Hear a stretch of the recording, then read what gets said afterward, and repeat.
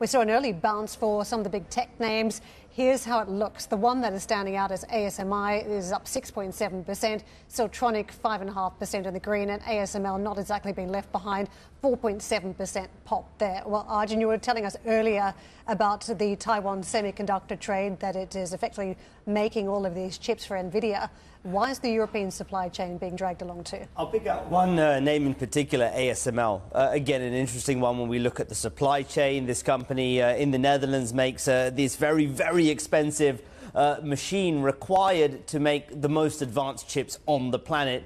These machines are purchased by the likes of TSMC, by Samsung, in order to manufacture the type of chips that Nvidia needs and is selling on the market, these GPUs as well. So that is why you're seeing a bit of a bump there in terms of ASML and some of the other chip names. So it all comes down to how investors are now reading the supply chain. Yes, Nvidia is selling these GPUs to the end users, which are companies like Google and Amazon, etc., to go into their data centers. So investors, I think, are looking at, well, where else can we play this AI game, particularly in the supply chain? And clearly you're seeing TSMC in Taiwan, which manufactures chips, get a bump. You're seeing some of the suppliers to TSMC, including ASML, get a bump. So it's sort of moving along the chain at this point, which I think is pretty interesting. Look, Nvidia's had a massive rally, and I think investors are looking at, right, this AI thing is getting big. We've seen with ChatGPT, it's very much been thrust into the mainstream. As a result, all the tech companies globally are talking about some sort of AI strategy. You've got Google with its Bard AI over in China. You've got Baidu, Alibaba talking about their own rivals and generative AI rivals. And so I think investors now are trying to work out, at least in the short term, where are we going to find some of the winners? And they're looking at this point towards the supply chain, it seems. You know, we often talk about the FANGs, and that N in FANGs is Netflix. Do we need to replace the N and put Nvidia in there? Possibly. Yeah, I mean, Netflix is under a lot of pressure right now when we think about it in terms of the competition from Disney, some of the issues with their password sharing crackdown, etc. And so, you know, many are looking at Nvidia. It's had a massive rally this year, and just in a day, 22%. At least we can keep the acronym if we were just replaced. No, I think we talked about, you know, in fact, why don't I show that board? Have you still got that board, Mike? The one from earlier, which I showed about S&P. Good, right, so concentration risk. I'll just do this quickly. It's going to take them 10 seconds, so I'll just talk briefly. But it's basically your FANG stocks or your concentration stocks and what they've done to the S&P. And this is from Howard Silverblatt over at S&P. The S&P 500 total return year to date is about 7.9%. But actually, if you look at the top 8 contributing issues, 7 companies, including Nvidia and all the names you expect, if you take those out, it's negative 0.3%. So actually, all the gains you've seen on the S&P so far this year can be accounted for by those 8 companies. And I'll just go through it one more time. I did this 2 hours ago, but not all of you have watched for all 3 hours. Not to you. Apple is about 2% of the gain in the S&P. Microsoft 1.7, Nvidia 1.2, Amazon 0.9, Meta 0.9, and Google 0.59 and 0.53, depending on what issue. Tesla 0.48 as well. So look, these are the moves we've seen on the S&P. So if you strip out that concentration, actually it's a very nuanced picture with almost as many stocks gaining as losing in terms of the other 492 stocks. But coming back to this point about Nvidia as well and the valuation, how do I put this politely? Why would I pay 25 times plus, because we don't know what the sales are going to be this year, 25 times plus for Nvidia price to sales, when I can buy Microsoft at 11 times, and we know that they are going to be a big beneficial, we believe at the moment, of AI, or Apple, which aren't going to be too far behind. We talked about the advantage the other day of second mover advantage, because Apple takes a look, sees what everyone else is doing, and then comes out with a brilliant product with it as well. Why would I buy Nvidia at 26 times 26 times sales, price to sales, when I can buy Microsoft at about 11 times and I can buy Apple at 6.9 times? That's the only question I'm asking. It's a good question. I'll try to break some of that down, Steve. I think when you look at Nvidia, what investors are buying into is a story about the fundamentals of the technology. There is no AI without Nvidia chips.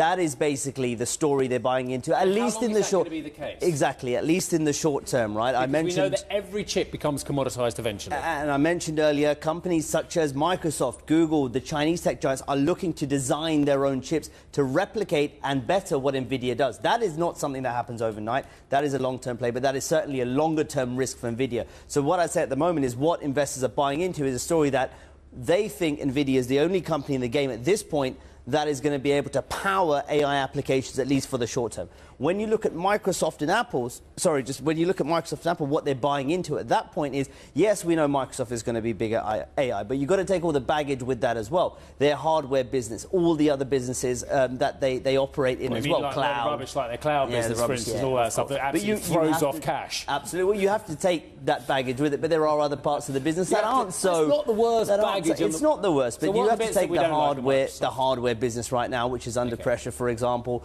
Some of those other businesses, such as Windows, but of course the cloud is key. But they're looking at here saying that, well, we could just get rid of that and just have this sort of pure play fundamental tech business. And of course, Apple, again, another company which has continued to grow in what is a very tough environment, but again faces headwinds in terms of impact on consumer spending. Will they continue to buy iPhones? We've seen services growth slowing down substantially over the last few quarters. So there are some issues there as well. So I think at this point, investors are going, well, we're in an environment, growth's under pressure, but Nvidia clearly is not feeling the impact from that because of this big shift we're seeing in terms of investment in AI. Tech loves a trend, and we've spoken about a lot of trends over the years, and they've also been instrumental for share prices. And some of the big trends in recent years, streaming, and then a whole ton of competition loaded into the sector. Ride-hailing, same story in terms of margins as well, having to branch out into food delivery.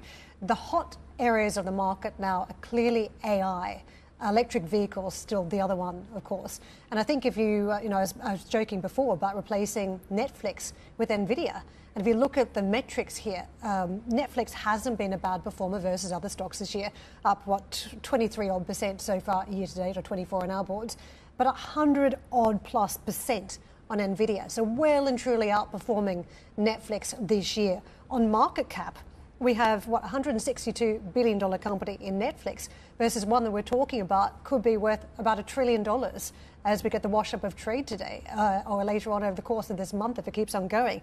So very different metrics here. So it does make you wonder whether we should be tossing out Netflix and replacing it with Nvidia. And I think over the years, before we had Disney Plus, Steve, you always used to say, where's Netflix's moat? Where is the moat? And we've seen that moat very quickly eroded with the onset of Disney Plus and others. You could arguably say that the barrier to entry in streaming is a lot lower than when we're looking at some of these fundamental technologies like semiconductors. You cannot just overnight set up a chip company and say we're going to be the most advanced company with AI chips. Streaming, on the other hand, happened very quickly. All of a sudden, Disney Plus came out, and the Comcast competitor, Discovery, whoever else came out with a streaming service almost seemingly overnight. If you've got some cash sitting on the sidelines, you can buy content, you can pump into content and get that up and running. That's not the same. Money is not the only thing that counts in the chip sector. We've seen that in China. They've poured billions of dollars into semiconductors over the past decade and a half. They are still generations behind technology out of the US, Taiwan, South Korea, Japan, and other places as well. And so it's not just cash. And that is why I think investors are also looking at Nvidia. At this point, at least, again, I mentioned in the short term, because as we're saying, many other companies are still continuing to design their chips to compete with Nvidia. But at this point, they're looking at Nvidia and say, well, if we're going to look at fundamental technology for AI, if we're going to look at a way we can get a return on investment from AI right now, it's because Nvidia is continuing to sell the chips that are going into those data centers.